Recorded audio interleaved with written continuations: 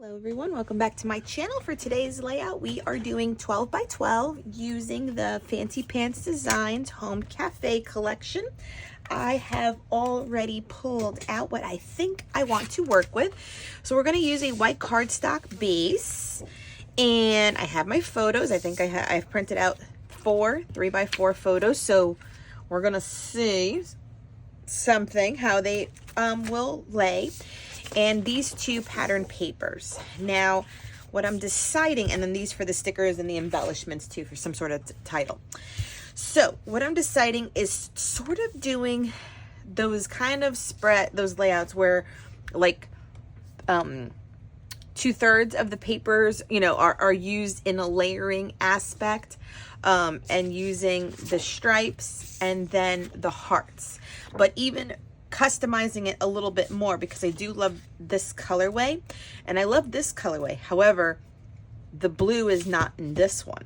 So I kind of want to cut the heart strips into just the yellow, the pink, and the coral, and use both sets and have them be on here and then somehow layer the strips here. So I'm probably going to be cutting up both of them. I don't know if I'm explaining that right, but I have like this thought in my head. We'll see if it comes true. And what I'm also kind of thinking, in order to spice it up a little bit, is maybe doing some packaging technique. So maybe with an orange corally color and a yellowy color, doing some smooshy background above the layered paper.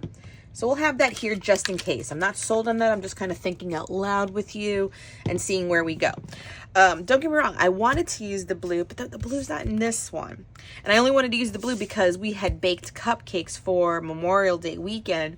And it's kind of like the whole process of her baking, icing, sprinkling, and then the final results. We'll put them in order like that. So there's blue in my photos, but maybe that's a good thing. Like, blue doesn't have to be in the paper, but maybe we'll cut the strips too. Let's just start creating and see where we go. Okay. And remember, this is the Home Cafe collection by Fancy Pants Designs. This side is great too, and this side has a nice yellow, so maybe we'll mat the photos also in yellow, but we'll see where we go first from here. So let's get started. Okay, so let's get started. So I think I was explaining what I was going to do. So in essence, we are cutting this paper into strips. That way I have control over the colors that get seen. Not that I had a problem with the paper itself. It was pretty. I just wanted to keep it just to all the warm tones. So the pink, the coral, and the yellow. And the same with the striped paper as well. Like, I was just cutting in between so I didn't get any of the green and just the yellow. I think the purple makes it on the page, but since it almost looks like a pinky purple, I was fine with it. It was really just about covering up and eliminating the green stripes of the paper as well. And that way I can create my own pattern paper. So always look at your papers with an eye like that, you know, because even for the heart one, like, it was had a lot of them and they kind of mirrored each other, and if that wasn't working for you, you can cut the paper up entirely all up and then have them all face the same direction if that's what you wanted to do. So always look at your papers and know that you can manipulate them in case it was undesired. Make it desirable. So then the next thing I did was dump out the entire content of the ephemera pack. And so once again, like, there's a ton, it's chock full of little baking and kitchen kind of little motifs for embellishments. And all I did was definitely, you can see me pulling aside to the left, anything that was green or blue, because it was definitely going to be an off color, and anything that was the pink, the coral, or the yellow, I auditioned out for my layout, and anything I think like black and white text, I kept out as well. That way I have all of the colors that just kind of unite the whole thing and make it all cohesive. You can do it this way, or definitely include the other colors that were there as well, like the green and the blue. Not a big deal. So for some of the pictures, they're all printed as a 3x4. So for the pictures, for some of them, I'm just do 3 of them. I cut down to a 3x3 square, and then this main one with her icing it, I just didn't want to chop off the bottom nor the top because it was already getting cut off her head. So it's the only one I left like a 3x4, and everything else is a 3x3. So the variety works for the page as well in a diagonal cascade, and just keep that in mind too. They all don't always have to have the same coloring or the same sizing. That way you can definitely have more than one photo on a page if that's ever what you want to do. So for this one as well, it was multiple pictures of like the whole baking process. She had no qualms. She didn't want to help me at all, like actually mix an egg and the milk and, you know, the butter and do that whole thing. But she had every intention of decorating them once they were done. So that's just how she rolls. And even with decorating it when it was done, she has a sensory thing, so she never wants her hands to be dirty. And believe it or not, we're Floridians, and we never go to the beach because she just cannot stand or understand that sand gets everywhere. She has like this whole thing about dirty hands, and she has to like constantly have like a bucket of water to rinse it off real quick.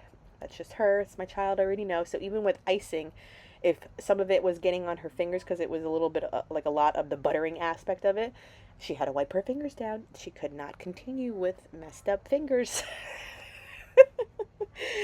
And so this is her. But it was cute, and we made them for, at the time too, for Memorial Day weekend. My sister and my brother with his kids was down for the weekend, so we were making them for a group of people. And they turned out really good. They're funfetti, and they had vanilla ice, icing on top with the red, white, and blue sprinkles. It was perfect.